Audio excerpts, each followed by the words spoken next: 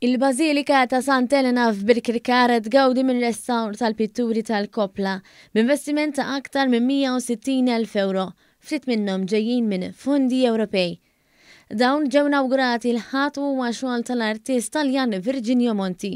Ir-restawr bedda fl-2019 kien fdat fidejn il-kumpanija Maltija Atelier del Restauro li sabet kif 3 fatturi affettwaw ix-xogħol artistiku b'mod negattiv. L-osservazzjonijiet innutaw ukoll kif attentati tal-istawr passati kienu ħallew impatt negattiv.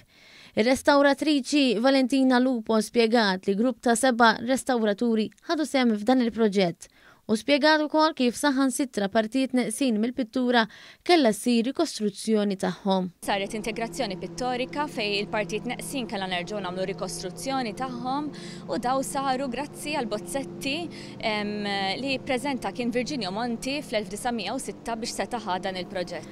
L-Isqof Awżiljarju l-Monsinjur Joseph Gallia Kulmin ringrazzja lil kull min kien involut f'din il-kollaborazzjoni u rimarka kif bis-saħħa tar-restawr bħal dan qed ikun assigurat il-passat tagħna ikun issalvagwardjat għal ta' warajna.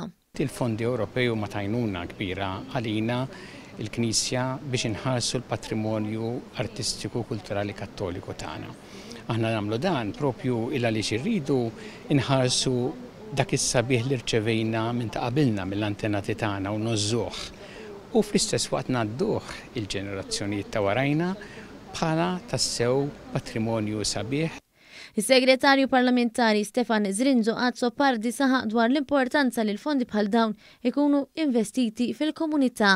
Qegħdin ninvestu fondi tal-Unjoni Ewropea fil-qalba tal-komunitajiet permezz ta' diversi proġetti ta' restawr li qegħdin nagħmlu fi knejjes. Illum ninsabu hawnhekk fil-Bażilika dedikata lil Sant'Elena f'Birkirkara fejn ġew investiti mhux inqas minn 160,000 euro biex sar dan ir-restawr tal-pitturi li hemm fil-kopla tagħha.